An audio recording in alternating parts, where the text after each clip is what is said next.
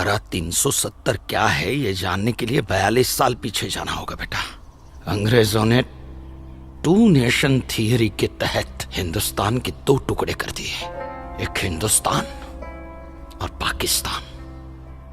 पाकिस्तान की बहुत इच्छा थी कि जम्मू कश्मीर का विलीनीकरण पाकिस्तान में हो जाए, और राजा हरि सिंह चाहते थे कि कश्मीर एक स्वतंत्र देश रहे।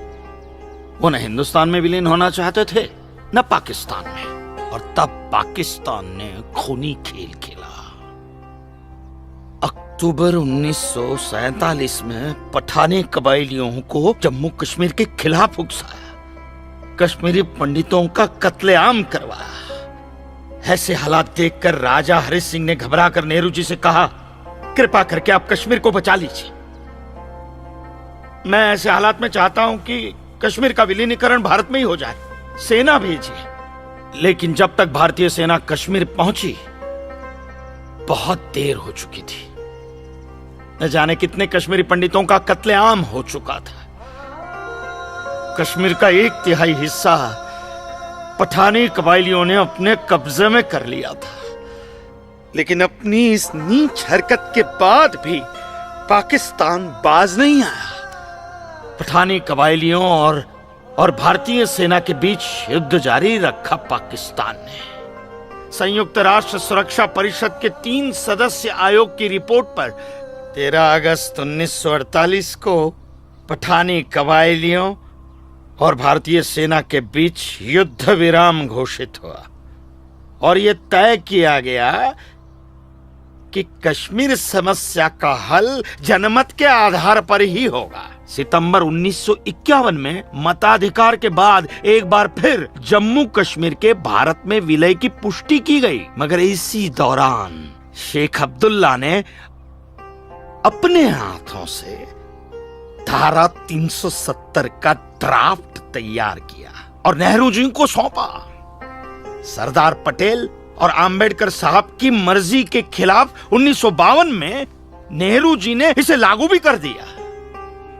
इसी धारा 370 की वजह से नेहरू जी ने कश्मीर को एक ऐसा विशेष दर्जा दे दिया जिसमें जम्मू कश्मीर राज्य ने हिंदुस्तान से अपना एक अलग संविधान स्थापित कर लिया।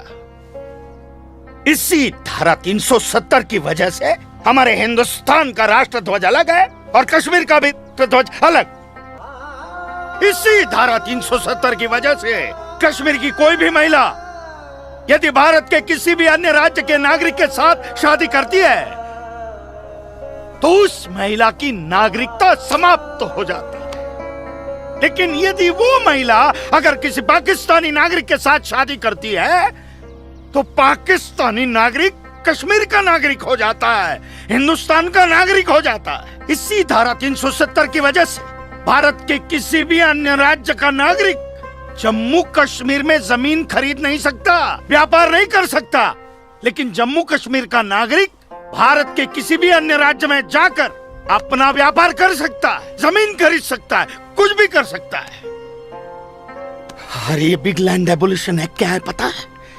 यदि जम्मू कश्मीर का कोई भी मुसलमान जमीन ठेके पर लेकर खेती करता है तो कश्मीर की सरकार उस हिंदू को बिना मुआवजा दिए वो जमीन जबरन उस मुसलमान को दे सकती है। ये है बिग लैंड एबोलिशन एक्ट, ये है धारा 370-35 से, और इसी का नतीजा है ये गिरधारी जी का फैसला।